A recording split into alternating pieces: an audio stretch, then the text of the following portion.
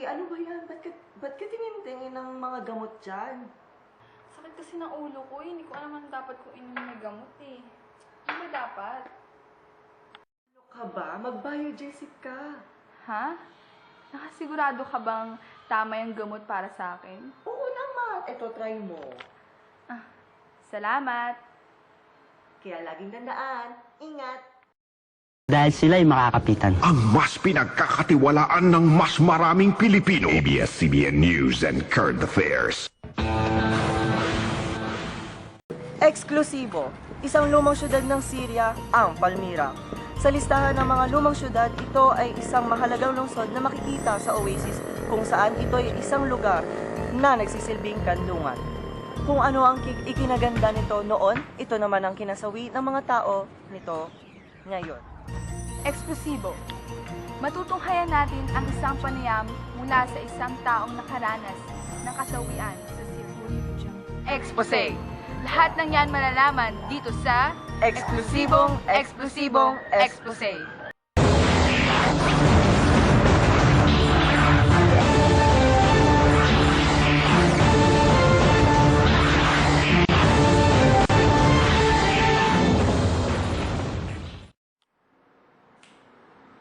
Magandang gabi po.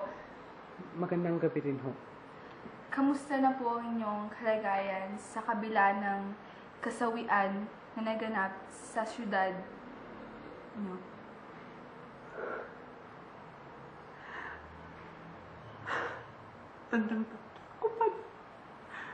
Tatatanda ko pa lahat. Lahat ng detalye, lahat ng nangyari, lahat ng nagkanap doon. Nandun kami sa Palmyra na dalaw. Nanonood kami sa teatro. Pero yung nanay ko, yung bigla nagtatalsa na sa may templo. Kami lang ng mga kapatid ko noon. Pero, simula na, bigla lang kami yung pinaglalabas sa mga militar. Tinatawag mga pangalan namin, tinatawag. Hawak ko mga kamay ng kapatid ko, inaalalayan ko sila. Nagdadasal kami. Pero wala.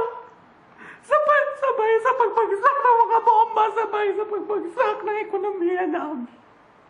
Wala na akong inisip nun kundi kung paano kami makakalabas dito. Ang masakit, hindi kami hinanap ng nanay namin. Pero buti na lang nakaligtas kami.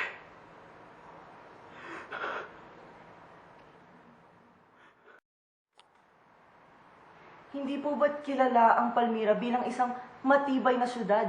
Paano nyo naman pong nasabing bumagsak ito? Ang Palmyra kasi, matagal na yan. Matagal na siya naging pinupuntahan na yung dinarayo na yan ng mga dayuhan. Sobrang katagalan nito, hindi na ito napreserba, hindi na ito napangalagaan. Masyado nang inaabuso ng ibang dayuhan ang kagandahan nito. At dumagdag pa nga dito.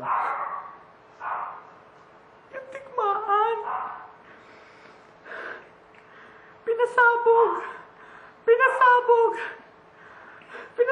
yung mga bomba ng digmaang sibil.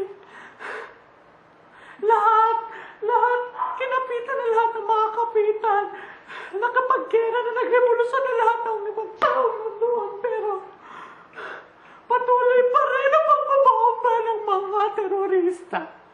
Sinasabi nila na kami ang mali. Pero hindi kami yung mali. Inosente lang kami. Wala kaming ginagawang masama. Pero bakit? Bakit?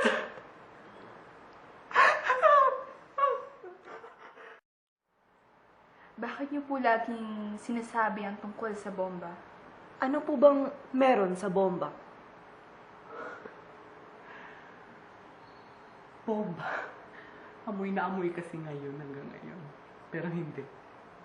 Ang bomba kasi ang sumisimbolo Sa tunog ng bomba, sa pagsabog ng bomba, sumisimbolo yan sa trauma sa lahat ng pahirap at pasakit ng daras namin noon. Bawat utot na maririnig ko, bawat kalabog na maririnig ko, bawat pasabog, bawat tighay, bawat salita, bawat sigaw, pumapasok sa isip ko yung mga nangyari noon. At nagkaroon kasi parang naghihisang dilubyo ang lahat. Ayun ang sumisimbolo ko pa, nawala ang mahalagang bahagi ng kasaysayan namin. Nawala ang isang pinagmamalaki ng Syria, nawala ang teatro, nawala ang templo, nawala ang isang aspeto na nagbubuklod sa amin upang maging isa.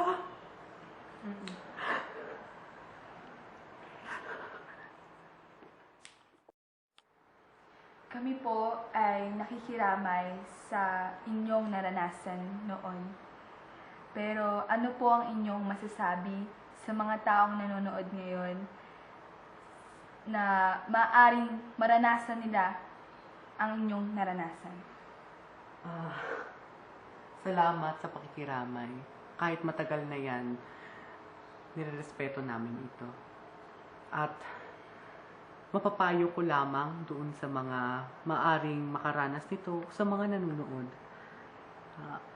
Huwag niyo masyado problemahin, pagtuunan ng pansin ang mga problema, mga pasakit at trauma na naranasan niyo noon.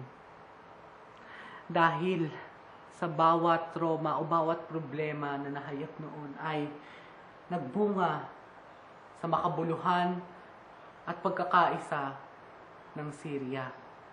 At nag-iwan nito ng marka, ng mantsa, at ng kasaysayan sa mundo. Maraming salamat. Maraming salamat. Kami rin ay nagdarasal na sana ay hindi na maranasan ng mga taga-Syria ang walang magandang naidudulot ng mga digmaan.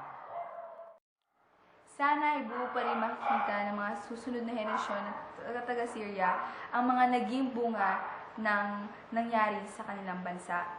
Na ang mga taga-Syria ay maalala bilang taong matibay ang mga loob, hindi agad-agad sumusuko at may takot sa Diyos. Maraming salamat po sa panonood ng Eksklusibong Expose.